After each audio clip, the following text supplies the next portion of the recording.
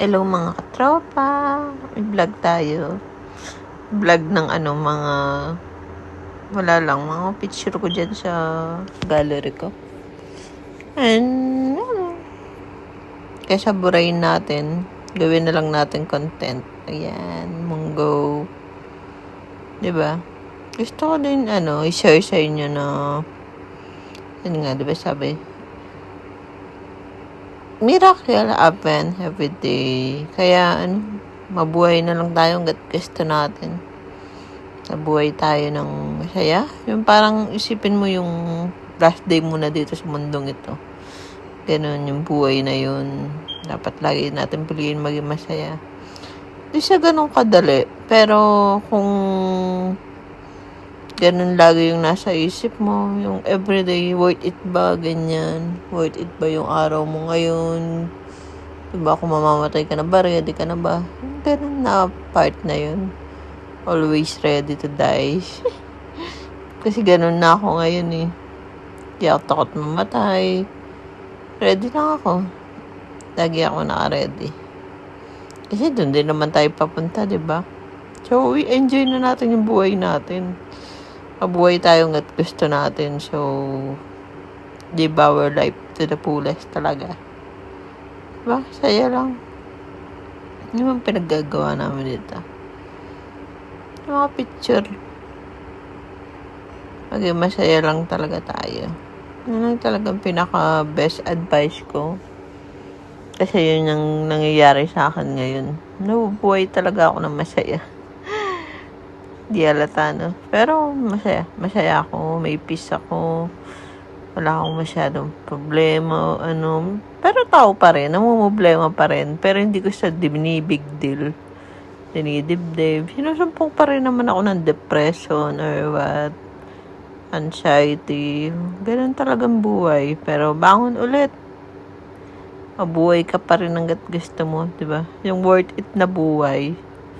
Pagtrabaho ka, pero mabuhay ka pa rin. Gawin mo pa rin lahat ng makakapagpasaya sa'yo. Kung may gusto kang puntahan, puntahan mo na. Kung may gusto kang kainin, kainin mo na. Kung may gusto kang bilhin mo na. Hindi mo alam, last day mo na pala, di ba? So, gawin na natin lahat ng makakaya natin. Lalo yung favorite verse ko nga, di ba? Yung Matthew 6 verses 34. Ayun, don't worry about tomorrow, diba? Because tomorrow will worry about itself. Kaya, just live today. Mabuhay tayo today. Okay? Today is a gift. Tomorrow is a surprise. Tomorrow is not a promise. Tsaka, alam niyo po yung point na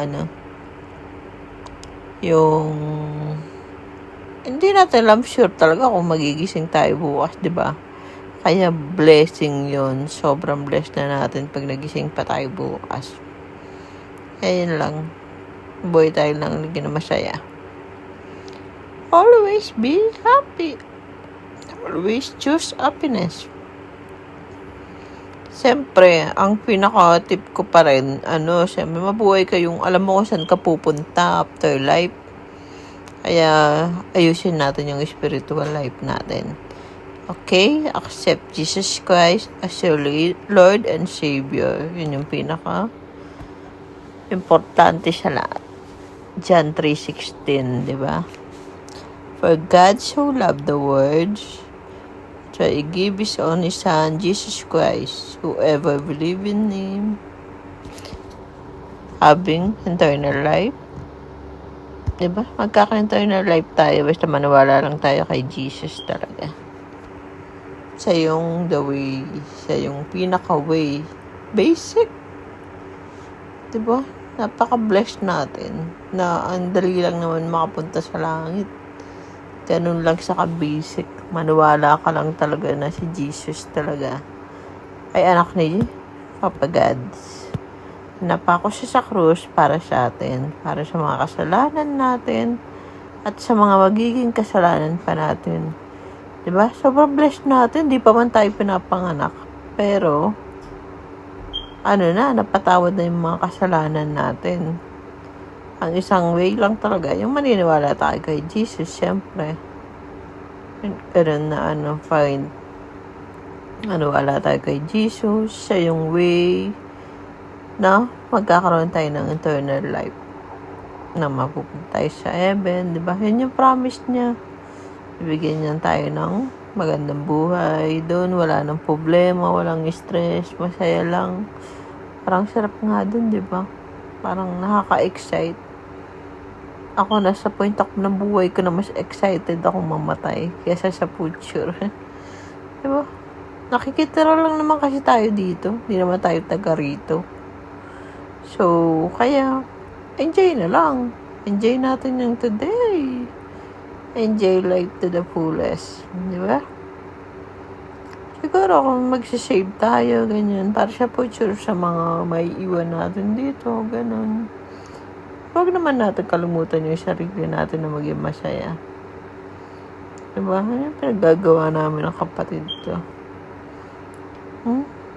Ayan, dinadate ko siya. Ayan, nanonood kami ng sine dyan. Obsession, pinanood namin dyan. Kasi luto-luto serye. Diba? Sobrang blessed natin. Ang dali lang magkaroon ng eternal life with Jesus. Panghawakan lang talaga natin yung John 3:16. Okay? Kaya, di siya nakakatakot mamatay. Hindi man binabato niyo ako na sure ba ako na sa heaven talaga ako mapupunta. At least may pinang-aawakan ako na after ko dito sa mundong ito, makakasama ko si Jesus, di ba? Naniniwala ako na I believe talagang siya lang yung way para magkaroon ako ng eternal life ay para makapunta sa heaven. Para makapunta dun sa sinasabi niya, di ba? Na magkita-kita tayo dun. Kaya yun lang mga katropa. Sana nag-enjoy kayo sa kadaldalan ko. Alam niyo naman di ako madaldal. Ewan ko ba? Nakapagod kaya magsalita. Introvert kasi ako. Introvert. Mas gusto kong kausap yung sarili ko.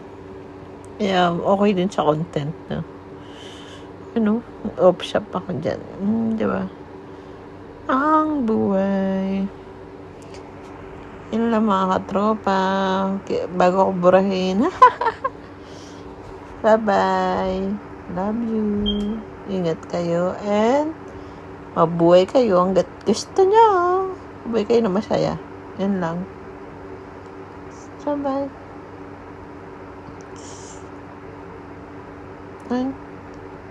Move.